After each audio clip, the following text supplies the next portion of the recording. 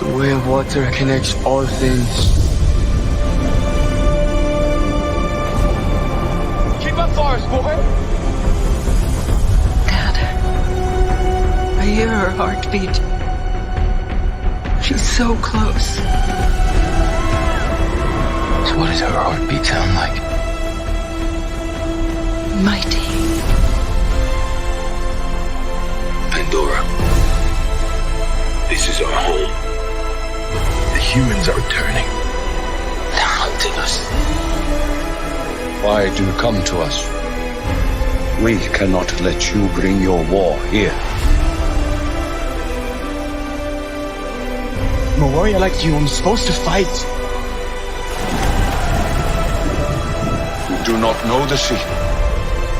We will learn your ways. It's Trinidad, the Island Man, your Island Man, coming to you live from the island of Oahu, here in Hawaii, bringing you, yes you, the best movie reviews from the island of Oahu. And yes, this is Trinidad, the Island Man, your Island Man. And, well, opening night, Thursday night for this weekend, I went ahead and I saw the new James Cameron movie, the movie that we have been waiting for 13 years, Avatar, The Way of Water. Basically, Avatar Part 2. And as you may have heard, this is a direct sequel, following up, at least, over a decade, decade and a half movie time from where we had left, Zoe Saldana's and Sam Worthington's characters on Pandora after they had kicked off the small amount of troops that was with that mining company on Pandora after attacking the Na'vi. And well, without further ado, remember our rating scale. Shock a thumbs up. It's good to see. I recommend it. Shock a thumbs down. It's junk. I don't recommend it. And well, for Avatar, The Way of Water, it is a strong shock a thumbs up. Now let me just caveat that in saying that honestly, I was a little disappointed with this movie. But it is not the movie's fault, I don't believe. I mean, what can I say? Story-wise, it is sound. It is a good story. The visual effects are incredible. But there are parts of this movie that appeared to be grainy, hard to see. And, at least when it first starts out, the visual effects, like I said, the Na'vi in the forest, they looked grainy. I didn't know what it was. It just didn't look as good as even some of the trailers had shown. But later on during the movie, especially once they get into the water and go to the water tribe after leaving the forest, Sam Worthington and his family, the quality did immensely improve visually. Why do I say that's a caveat? And I don't blame James Cameron for that. I think it was the movie theater.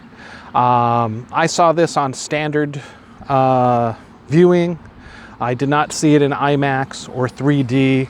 And, usually there's not a problem with this theater as far as movies go, but I think just because the scope and the grandeur of this movie, whatever it is, the streaming for this movie, that maybe when they downloaded it or something, at least that first half, or however they do it, they don't use canisters of film anymore.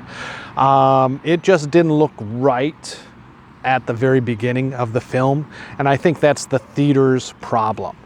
Because like I said, it did improve later on, probably once they refocused the lens or something, or maybe, the rest of the movie started to download properly. I don't know, But that's just me. If you had the same experience, whereas maybe some of it looked grainy, some of it looked a little less defined than maybe other parts of the movie, feel free to leave your comments below. So I know it's not just me, myself, and my local theater, but maybe it was, maybe it is more wide scope and widespread. Okay, with all that out of the way, it is a shock a thumbs up again. Let's discuss some of this movie. I won't go into too many spoilers, but Slang returns. There was talk that he was going to be cloned. We know this is the far future. His character, the Colonel, had been killed at the end of the first movie. Like I said, this is well over a decade. Sully and Zoe Saldana's character, the Na'vi character, has had at least 3 of their own children and quasi-adopted, at least adopted one more, which turns out to be the Sigourney Weaver character. Mysteriously, her avatar after her death had some type of immaculate conception is the only way to define it. As nobody knows who the father was. And, we didn't see anybody fooling around with Sigourney Weaver during the first movie. That being said, another quasi, at least, adoptee or stray hanging around the Sully group, Sam Worthington's character, and Zoe Saldana's family, is Spider. This is a human child that was too young to go into suspended animation for the return trip home with the other troops that were forced off planet. We come to find out that this is actually the Colonel Slang's, Stephen Lang's character's son, which, that was a big shock because apparently he had been a toddler running around during all of the first movie, apparently, or at least, maybe he was a baby. But I mean, he didn't, there was no mention at all of this character in the very first movie. So that is what I feel, that was a little bit disjointing and a little bit of a stumble, explanation-wise, from being able to just jump right back in and say, okay, 10 plus years later, Sam Worthington, Zoe Saldana have these kids and they have a family and they're living happily in, Forest of Pandora until they return. The humans return.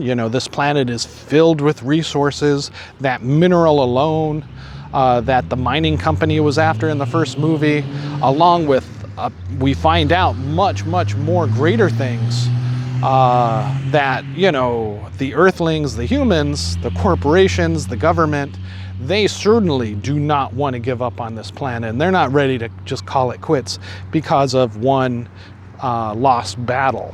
And they come back with a whole bunch of troops. You're talking like a whole garrison, maybe a whole platoon, I don't know. But, far, far more than the Na'vi, even led by Sully, who is now the chieftain of the forest people, the forest Na'vi, to be able to take on and push back out. And during this decade, even the general who is in charge of these troops and Earth's human forces state that, hey, there's been such advancement, we can pretty much just, once their drop ships hit the ground, they were already making a base, and within months they had a fully organized base already up and running, fully fortified with, high walls, etc. Far, far more ships, troops, people, resources than that mining company initially had. They are here to not only take over the continent of the forest, but can also most likely take over the entire world. Other than Spider, there is another little bit of a disconnect with this movie, story-wise. Once Jake Sully and his family are targeted by the Colonel, who has come back, yes, cloned, but not cloned as a human, but as an avatar, a Na'vi, very much like Jake Sully had been in the past, and still currently is, along with his troops.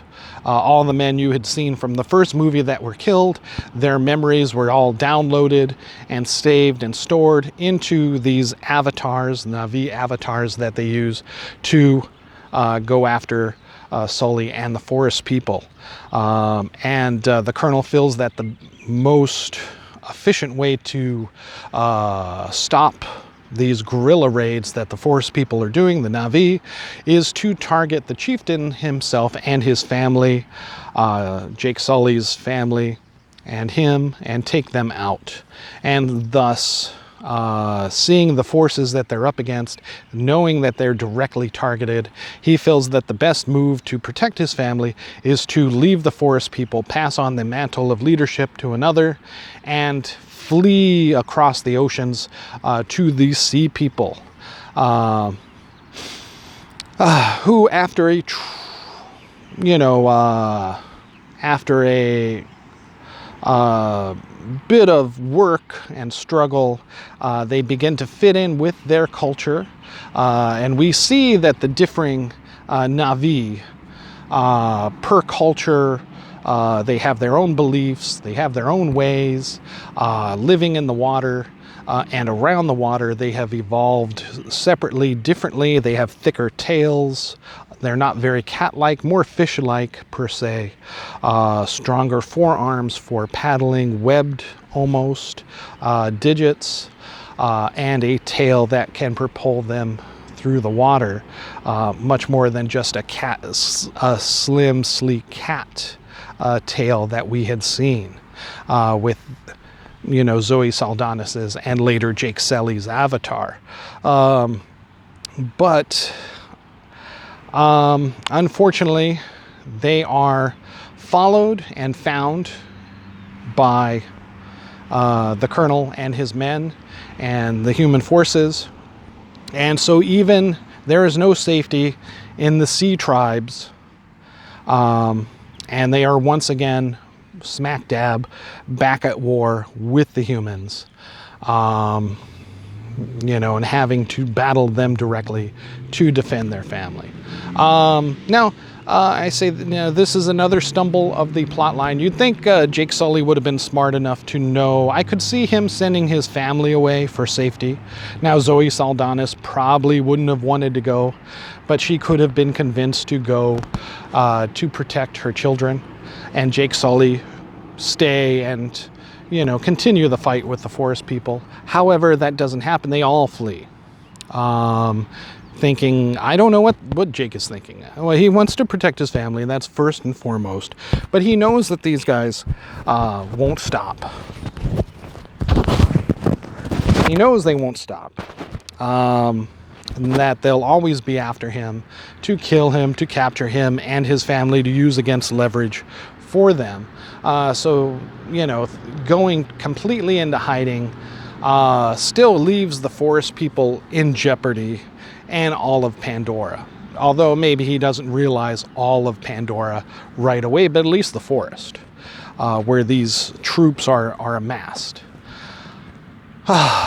So that's one of the flaws. The other flaw is that during this decade, since all of it happened so fast, as we're trying to be thrust 10 plus years later into the future on Pandora, apparently other companies have sent, very much like the mining company that we'd seen in the first movie. There's a whaling-like company using ships, quasi spaceships and submarines to attack this whaling, and sea life, which is disrupting, of course, the the seafaring people. And basically what we have seen today as of, whaling hunters and poachers, or even so far as the, hunting of sharks just for their fin, the meat of these animals, I couldn't comprehend why is Earth sending these people just to get these whales? What are they, are they that desperate for meat, for fresh meat, etc.?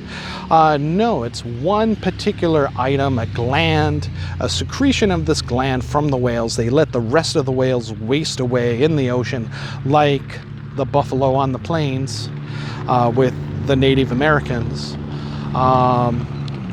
And they're only taking their hide, their fur, or their horns, like the elephants in Africa for the ivory.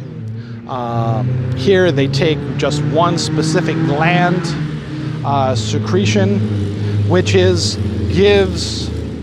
humans greater longevity on their life. Almost, it's like the fountain of youth. So one vial of this gland is worth, and a vial's like this much, is worth like $80 million. So there is a high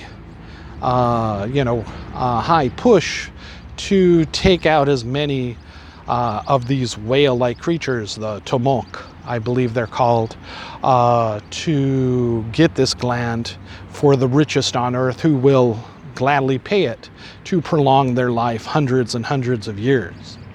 And that wasn't explained very well until about halfway through the movie, of why are the humans hunting these whales? It's like, well, they need the meat that badly. There's no way other place on Earth, which we know had been highly, technologized and had several eco disasters, which was briefly mentioned in the first movie. So maybe there is a food shortage there. But it just seemed extremely wasteful how these whalers were taking these whales' carcasses and just leaving them lay, until it was explained that they're only after the gland. But still, it seems to me that they could have made extra money, from the meat, other things from, these tremendous, huge whales-like creatures on Pandora. But of course that leads to bringing the sea folk in to take on the humans and the Colonel, in addition to the Colonel finding Sully and his family among the seafaring people, very much like the Maori culture in New Zealand. Some of this was filmed in New Zealand, so obviously, a lot of that culture played in, even as so far as some of the facial tattoos among the water tribes of the Na'vi. So yes, very, very interesting. Well worth seeing. It is a shock a thumbs up once again, and visually it is stunning. Especially when they go into the water, you do feel like you're really there, and it's seamless watching these CGI characters.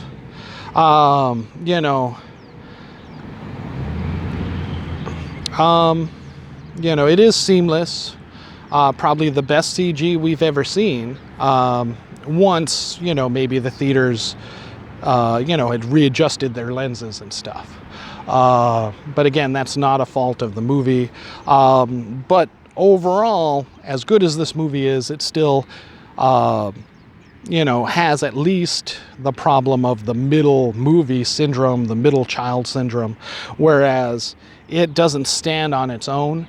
You have to have watched the first movie, and at the end of this movie, you're still waiting for the next movie to kind of give you more satisfaction. But as far as a part of the sequel, a part of the set of the whole, who knows how many more movies we'll have, at least one more, it is a shock a thumbs up and well worth seeing.